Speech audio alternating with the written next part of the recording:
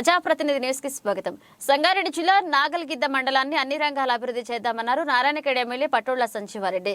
నాగల్గిద్ద మండల సర్వసభ్య సమావేశంలో మాట్లాడుతున్న ఎమ్మెల్యే సంజీవారెడ్డి నాగల్గిద్ద మార్చి 1 మారుమూల ప్రాంతమైన నాగల్గిద్ద మండలాన్ని అన్ని రంగాల అభివృద్ధి చేసుకుందామన్నారు. ఆయన ఎంపీపీ అధ్యక్షులు మోతీబాయి రాథోడ్ అధ్యక్షతన ఏర్పాటు చేసిన మండల సర్వసభ్య సమావేశానికి ముఖ్య అతిథిగా ఎమ్మెల్యే హాజరై మాట్లాడారు. ఈ సందర్భంగా ఆయన మాట్లాడుతూ మండల కేంద్రంలో ప్రభుత్వ కార్యాలయాల సముదాయాలకు మంజూరుకు కృషి చేస్తానన్నారు. అనంతరం మన ఊరు మనబడి కార్యక్రమం కింద ఆయా గ్రామాల్లో పాఠశాలలో పనులు జరగకపోయినా నిధులు చేశారని ఎమ్మెల్యే దృష్టికి నాయకులు తీసుకొచ్చారు. స్పందించిన ఎమ్మెల్యే డీఈఓ దృష్టికి తీసుకువెళ్లారు. ఈ కార్యక్రమంలో మండలంలోని వివిధ శాఖ అధికారులు ఎంపీటీసీలు పాల్గొన్నారు. తర్వాత డిఓ గారు ఉందని చెప్పారు. స్పెషల్ గా వెనుకబడ్డ ప్రాంతం నారాయణఖేడ్ విద్యాభివృద్ధి గురించి మేము స్పెషల్ ప్యాకేజ్ ఇస్తా అని చెప్పేసి ప్రిన్సిపల్ సెక్రటరీ బుర్ర వెంకటేశ్వర గారు చెప్పడం జరిగింది. డిఓ గారికి అన్ని మండలాలందరికీ ఇన్స్పెక్ట్ చేసి ఇక్కడ ఏం అవసరం ఉన్నది నారాయణఖేడ్ నియోజకవర్గంలో విద్యను అభివృద్ధి చేసే విధంగా ఏమన్నా ఉంటే ఒక ప్రాజెక్ట్ రిపోర్ట్ తయారు చేసి ఏమని చెప్పడం జరిగింది స్పెషల్ ప్యాకేజ్ కింద. ఎందుకంటే వెంకటేశ్వర గారు గతంలో మెదక్ జిల్లా కలెక్టర్ ఇక్కడ పనిచేయడం జరిగింది. అదొకటి. తర్వాత ఇంతకు మన తాగునీటి సమస్య గురించి గతంలో ఉన్నటువంటి ఏవైతే ఉన్నాయో ఇప్పుడు పెద్దారెడ్డిపేట నుంచి మనకు మిషన్ భగీరథ వస్తుంది. అది కాకుండా కూడా ఎన్ఏపి కింద కూడా మనకు షాపూరు, గుడూరు, బోరించ ఏవైతే ఉన్నాయో వాటిని కూడా అసలైతే వాటిని క్లోజ్ చేస్తామని చెప్తున్నారు.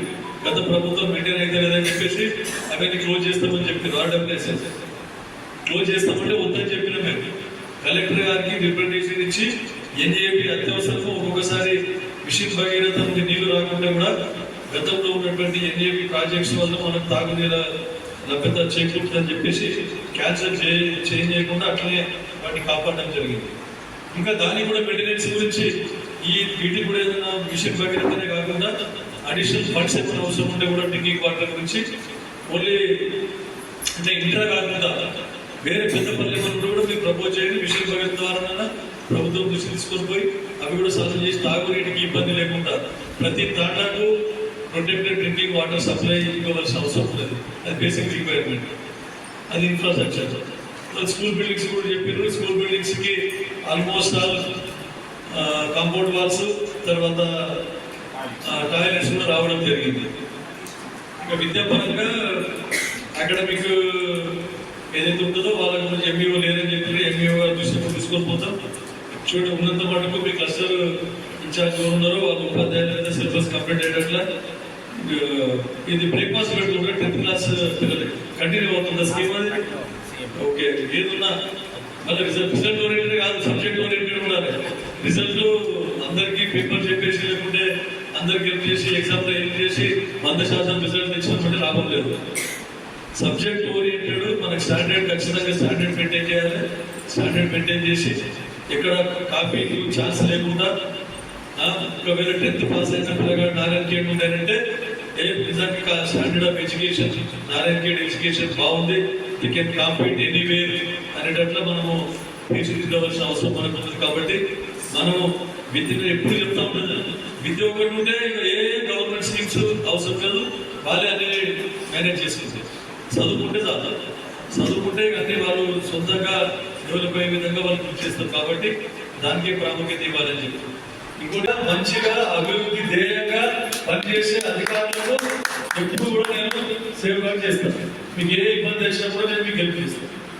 తర్వాత తహసీల్దార్ గారు కూడా చెప్పడం జరిగింది. అన్ని ఇప్పుడు ముఖ్యమైన సమస్యలు ఉంటే కూడా ప్రాక్టికల్గా ఈ రోజు నుంచి ప్రభుత్వం ధరణి అంటే మీకు తెలుసు, ధరణి దరిద్రం ధరణి అనే పేరు వచ్చింది. గత ప్రభుత్వంలో వారి స్వలాభం గురించి కాస్తు కాలం తీసేసి మొత్తం ధరణిలో అవగతవలకు మొత్తం గత ప్రభుత్వమే బాధ్యత వహించాల్సిన అవసరం ఉంది. ఎంతో మంది రైతులు కష్టాలకు చాలా కష్టాలు వచ్చేవారు. ఎన్ని అప్లికేషన్స్ పెడితే 3 సంవత్సరాల వరకు కూడా క్లియర్ కాదు. ఇప్పుడు మా ముఖ్యమంత్రి రేవంత్ రెడ్డి గారు మా కాంగ్రెస్ ప్రభుత్వం వచ్చిన తర్వాత ఫస్ట్ ధరణిని ప్రక్షాళన చేయాలని చెప్పేసి మొన్ననే మీటింగ్ పెట్టేసి ధరణి మీద కమిటీ చేసి అందరికీ తహసీల్దార్లకు, ఆర్డీఓలకు, సిసిఎల్లకు అందరికీ కూడా ఇన్స్ట్రక్షన్ ఇవ్వడం జరిగింది. తహసీల్దార్ లెవెల్ కానీ, ఆర్డీఓ లెవెల్ కానీ, కలెక్టర్ లెవెల్, సిసిఎల్ లెవెల్ అన్ని ఎన్ని సాధ్యమో అన్ని ధరణి ప్రాబ్లమ్స్ అన్ని సాల్వ్ చేసి గతంలో కాస్తా పార్టీలను చూసి గతంలో ఎవరు కాస్తలో ఉన్నారో ఎవరికి సంబంధించిన ల్యాండ్ ధరణిలో ఏమైనా అవకతవకలు జరిగితే కూడా నిజమైన రైతులకు లాభం చేకూరే విధంగా వారికి సక్సెస్ ఇచ్చి వాళ్ళందరికీ కూడా న్యాయం చేకూరే విధంగా చేయాలని చెప్పేసి ప్రభుత్వం చెప్పడం జరిగింది. కాబట్టి ఏదైనా సమస్యలు ఉంటే కూడా వారి దృష్టికి తీసుకొని పోవాలని చెప్పి చెప్తూ ముగిస్తున్నాం జరిగింది. మోడల్ స్కూల్ ఫీజు గురించి కూడా ఎస్టిమేట్ చేసిన దాన్ని కూడా శాంక్షన్ తీసుకుందాం. అది ఇంకా కూడా ఏమైనా ఉంటే కూడా మండల అభివృద్ధి అధికారుల దృష్టికి కానీ తహసీల్దార్ దృష్టికి కానీ కన్సర్న్ అధికారుల దృష్టికి తీసుకొని వస్తే సెక్రటరీ ముఖ్యంగా బాధ్యత మీద ఎక్కువ ఉన్నది. ప్రభుత్వం మొత్తం యంత్రాలు మొత్తం మీ మీద డిపెండ్ అయింది. మీరు చెప్తేనే మాకు తెలుస్తుంది ఊర్లలో, లేకుంటే మాకు ఏం తెలియదు. చేసిందా? Right, very good. నేను చెప్పిన కదా ఫుల్ ఎంకరేజ్మెంట్ ఉంటుంది నాకు.